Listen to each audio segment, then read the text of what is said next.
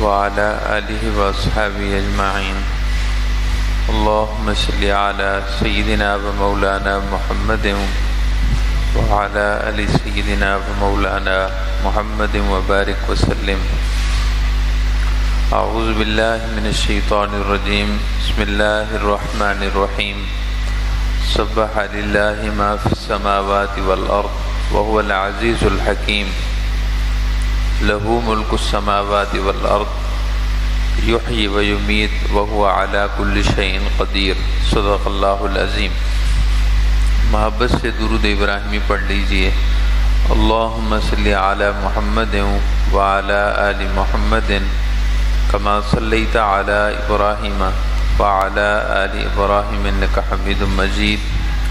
اللہم بارک علی محمد وعلی آل محمد کما بارکت علی ابراہیم وعلی آل ابراہیم انک حمید مجید. صلی اللہ علی النبی الامی وآلہ واصحابہ صلی اللہ علیہ وسلم. صلاۃ و سلام علیک یا رسول اللہ. الحمدللہ سورہ واقعہ کی تکمیل کے بعد اب سورۃ الحدید کی تفسیر کا آغاز ہو رہا ہے. واضح رہے کہ سورۃ الحدید 27ویں سپارے کی آخری صورت ہے. 27ویں سپارے کی آخری صورت ہے. سورۃ الحدید 4 رکوعوں پر مشتمل ہے.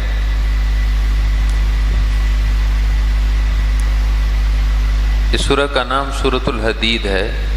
حدید عربی زبان میں لوہے کو کہتے ہیں. حدید عربی زبان میں لوہے کو کہتے ہیں. دراصل اسی سورت کی آیت نمبر 25 میں اللہ تعالیٰ نے لوہے کو بطور نعمت ذکر فرمایا ہے کہ لوہا یہ ہم نے تم پر ایک نعمت تمہیں عطا فرمائی ہے. چنانچہ سورۃ الحدید کی آیت نمبر 25 کا ایک حصہ ہے. ارشاد باری تعالیٰ ہے وَأَنزَلْنَا الْحَدِيدَ اور ہم نے لوہے کو پیدا کیا ہے. ہم نے لوہے کو پیدا کیا ہے. لوہے کو پیدا کرنے والا اور تمہیں یہ نعمت دینے والا کوئی اور نہیں، وہی ذات ہے جس نے تمہیں پیدا کیا ہے. وہی رب جس نے تمہیں پیدا کیا تو تمہارے لیے نعمتیں بھی پیدا فرمائی ہیں، اور ان نعمتوں میں سے ایک نعمت لوہا ہے. وَأَنزَلْنَا الْحَدِيدَ حدید فیہ اور ہم نے پیدا کیا ہے لوہے کو، یعنی ایک نعمت کو. بأس شدید اس میں بڑی قوت ہے، اس میں بڑی طاقت ہے. ومنافع للناس اور طرح طرح کے فائدے ہیں لوگوں کے لیے. تو اللہ تعالیٰ نے اس نعمت کو ذکر فرمایا ہے. جب اس آیت کی تفسیر کی جائے گی تو اس وقت ہم اس کو تفصیل سے بیان کریں گے کہ اللہ تعالیٰ نے انبیاء کرام کی بعثت کے ساتھ کتاب کا، میزان کا اور حدید کا، ان تینوں چیزوں کا ایک ساتھ ذکر فرمایا ہے کہ ہم نے اپنے انبیاء کو بھیجا ہے. ہم نے ان کو کتاب بھی دی ہے، ہم نے ان کو میزان اور عدل بھی عطا کیا ہے، اور پھر ہم نے الحدید لوہے جیسی نعمت بھی اتاری ہے تاکہ اس کے دین میں، اس کی زمین پر عدل و انصاف قائم رہ سکے. اس سورہ مبارکہ کے 4 رکوع ہیں اور تمام علماء کا اتفاق ہے کہ یہ مکمل سورت مدینہ طیبہ میں نازل ہوئی. یہ مدنی سورت ہے، مدینہ طیبہ میں نازل ہوئی.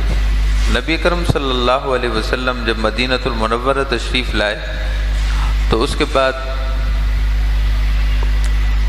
دوسرے سال ہی میدان بدر میں جنگ برپا ہوئی. سن 2 ہجری میں بدر کا واقعہ پیش آیا.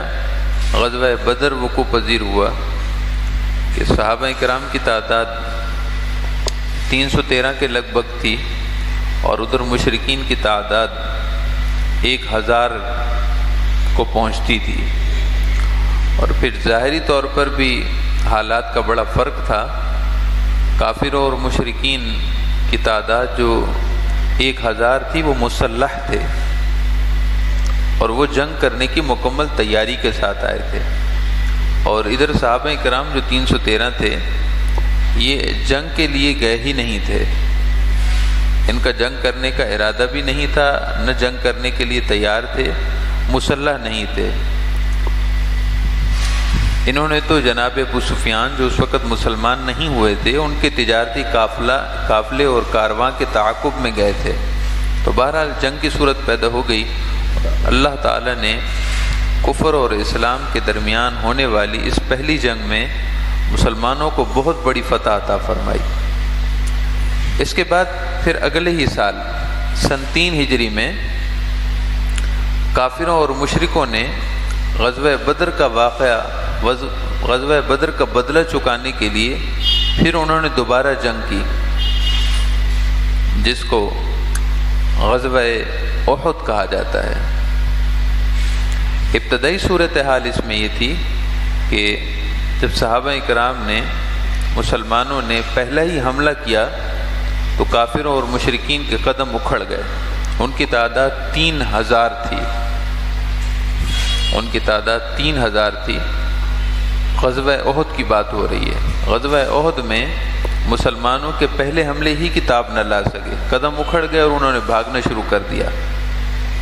اور اگر اس گھاٹی پر جہاں آپ صلی اللہ علیہ وسلم نے تیر اندازوں کو متعین فرمایا تھا، اگر ان سے غلطی نہ ہوتی تو غزوہ بدر سے کہیں زیادہ مسلمانوں کو بڑی فتح نصیب ہو جاتی۔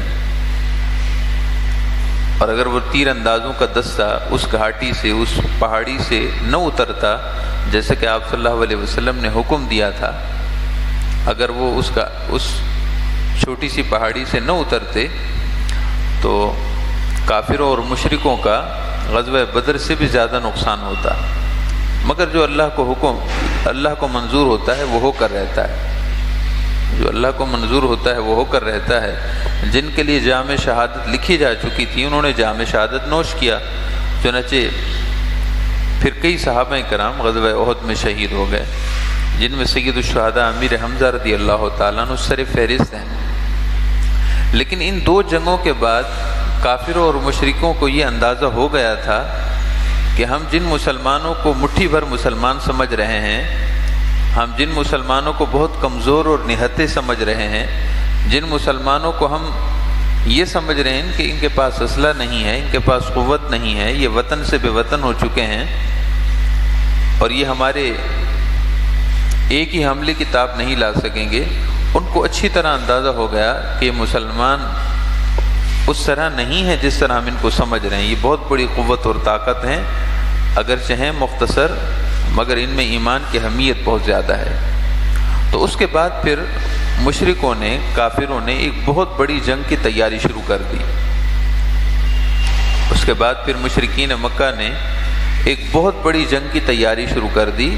ابھی تک تو وہ مسلمانوں کا خود مقابلہ کر رہے تھے، اب انہوں نے چاہا کہ مکۃ المکرمہ کے ارد گرد جو دیگر کافر قبائل ہیں، مشرک قبائل ہیں جزیرہ عرب میں، ان کو بھی اپنے ساتھ ملا لیا جائے۔ چنانچہ واضح رہے کہ غزوہ احد ہو یا غزوہ بدر ہو، اس میں مسلمانوں کا مقابلہ صرف مکہ کے کافروں سے تھا، لیکن جب ان 2 جنگوں سے کافروں اور مشرکوں کے تکبر کا بت ٹوٹ گیا تو وہ سمجھے کہ اب ہم اکیلے کافی نہیں ہو سکتے۔ انہوں نے ارد گرد کے عرب قبائل کو اپنے ساتھ ملانا شروع کیا اور بہت پلاننگ کے ساتھ، پری پلاننگ کے ساتھ انہوں نے مسلمانوں پر ایک بہت بڑے حملے کی تیاری شروع کر دی اور آخر غزوہ احزاب وقوع پذیر ہوا۔ تو اس وقت صحابہ کرام نے مدینہ طیبہ کے ارد گرد جس طرف سے ان کے آنے کا امکان تھا ایک خندق کھودی تھی۔ تو اب سورہ حدید کے تعارف کی طرف آتے ہیں کہ غزوہ بدر غزوہ احد کے بعد اور غزوہ خندق سے پہلے جبکہ کافر اور مشرک بہت بڑی جنگ کی تیاری کر رہے تھے، ان حالات میں یہ صورت نازل ہوئی تھی۔ سورۃ الحدید ان حالات میں نازل ہوئی تھی اور مسلمانوں کے لیے وہ صورتحال اور وہ وقت بہت خطرناک تھا اور پریشان کن تھا کہ اب ممکنہ طور پر ان کی جنگ صرف مشرک قبائل سے، صرف مشرکین مکہ سے نہیں ہونے والی تھی، اب ان کی جنگ پورے عرب سے ہونے والی تھی۔ تو اللہ رب العزت نے سورۃ الحدید میں صحابہ اکرام کو اور اہل اسلام کو تیار کیا، ان کی ذہنی تربیت فرمائی اور ارشاد فرمائے کہ اب آنے والے امتحانات کے لیے اپنے آپ کو تیار کرو، اسلام کی سربلندی کے لیے جانی طور پر مالی طور پر قربانی کے لیے تیار ہو جاؤ۔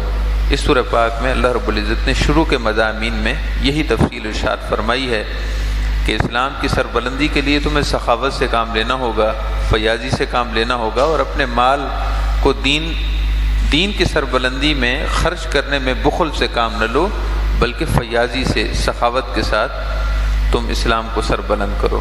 اور اللہ تعالیٰ نے یہ بھی ارشاد فرمایا اس سورت میں کہ حالات ہمیشہ ایک جیسے نہیں رہتے، آج تم اگر کمزور ہو تو آئندہ آنے والے حالات میں حالات بدل جائیں گے، اور اللہ تعالیٰ تمہیں باطل کی قوت کے مقابلے میں بہت بڑی قوت عطا فرمائے گا۔ اس کے علاوہ اس سورہ پاک میں اللہ تعالیٰ نے منافقین کا بھی ذکر فرمایا ہے، جو بظاہر مسلمان ہونے کے دعوے دار تھے، اور جب میدان جہاد میں مسلمان اترتے تھے تو وہ وہاں تک تو آتے مگر پھر پیٹ پھیر کر بھاگ جاتے تھے، بظاہر اپنے آپ کو مسلمان کہتے تھے۔ اللہ تعالیٰ نے ان کے بارے میں بھی ارشاد فرمایا کہ نہ یہ اللہ کی راہ میں خرچ کرنا چاہتے ہیں اور نہ ہی اللہ کی راہ میں یہ جان کی بازی لگانا چاہتے ہیں، بس یہ اپنے آپ کو مسلمانوں کی صفوں میں رکھ کر مفادات حاصل کرنا چاہتے ہیں، اس کے علاوہ ان کا کوئی مقصد نہیں ہے۔ آئیے سورہ حدید کی ابتدائی آیات کی طرف آتے ہیں۔ بسم اللہ الرحمن الرحیم، اللہ تعالیٰ کے نام سے شروع جو بہت بڑا مہربان اور ہمیشہ رحم فرمانے والا ہے۔ سبح للہ ما فی السماوات والارض، آسمانوں اور زمین میں جو کچھ ہے وہ سب کا سب اللہ کی پاکی بیان کر رہا ہے۔ سبح للہ ما فی السماوات والارض، ساتوں آسمانوں کی وسعتوں میں جو شے ہے، جو چیز ہے، اور زمین کی وسعتوں میں ذرہ ذرہ وہ اللہ کی پاکی بیان کر رہا ہے۔ ما لفظ ما یہ عموم کے لیے آتا ہے، ارشاد ہوتا ہے کہ آسمانوں اور زمین میں جو کچھ ہے، آسمانوں اور زمین میں جو کچھ ہے، خواہ وہ انسان ہیں، جنات ہیں، فرشتے ہیں، یا اس کے علاوہ دیگر مخلوق ہے، خواہ وہ بولنے والی ہے خواہ وہ بولنے والی نہیں ہے، حتیٰ کہ درخت، عالم شجر، نباتات اور پتھر، دریا، یہ سب کے سب، چشمے اور جھرنے، یہ سب اللہ کی تسبیح پڑھتے ہیں، اللہ کی پاکی بیان کرتے ہیں۔ وَهُوَ الْعَزِيزُ الْحَكِيمُ، وہ سب پر غالب ہے اور بڑا دانا ہے۔ محترم معزز سامعین کرام، غور فرمائیے، اس بات کو توجہ سے سنیے کہ انسان، جنات، فرشتے اور دیگر حیوانات، یعنی یہ چڑیاں، یہ زمین میں رہنے والے کیڑے مکوڑے، حشرات، اور زمین پر چلنے والے جاندار، خواہ وہ پالتو جانور ہوں یا جنگل کے وحشی جانور ہوں، یہ سب تو اللہ کی تسبیح پڑھتے ہی ہیں۔ وَإِن مِّن شَيْءٍ إِلَّا يُسَبِّحُ بِحَمْدِهِ وَلَٰكِن لَّا تَفْقَهُونَ تَسْبِيحَهُمْ، اللہ تعالیٰ نے ارشاد فرمایا کہ کچھ بھی ہے وہ اللہ کی تسبیح پڑھتی ہے، کوئی بھی شے ہو وہ اللہ کی تسبیح پڑھتی ہے، مگر یہ کہ تم ان کی تسبیح کو سمجھتے نہیں ہو۔ یہ ہوائیں بھی اللہ کی تسبیح پڑھتی ہیں، آسمان سے بادلوں سے برسنے والی بارش، اس کا قطرہ قطرہ اللہ کی تسبیح پڑھتا ہے۔ بلکہ حدیث میں آتا ہے کہ جب بادل گرجتے ہیں تو یہ بادل گرجنا، یہ گرجنے میں بھی اللہ کی تسبیح ہوتی ہے، اور حدیث میں اس کے لیے لفظ آئے ہیں کہ وہ بادل کے گرجنے میں کیا تسبیح پڑھی جا رہی ہوتی ہے۔ تو بادل کا گرجنا یہ بظاہر جو بھی تعامل کا سبب بنے اور جو بھی چیز ہمیں نظر آئے، مگر حقیقت یہ ہے کہ اس میں بھی اللہ کی تسبیح ہے۔ جب زلزلے بپا ہوتے ہیں، سمندروں میں زجر کی کیفیت رونما ہوتی ہے اور موجیں آپس میں ٹکراتی ہیں اور آواز پیدا ہوتی ہے، اس میں بھی اللہ کی تسبیح ہوتی ہے۔ غرض یہ کہ جو چیز سنائی دے اس میں بھی اللہ کی تسبیح ہے، اور جو سنائی نہ دے اس میں بھی اللہ کی تسبیح ہے۔ یہ ساکن زمینوں کے سینوں پر پہاڑ، زمین کے سینے پر یہ جو اونچے اونچے پہاڑ ہیں حالانکہ ساکن ہیں، خاموش ہیں، لیکن یہ بھی اللہ کی تسبیح پڑھ رہے ہیں۔ وہ تسبیح کیا ہے ہم اس کو نہیں سمجھ سکتے، نہیں جان سکتے۔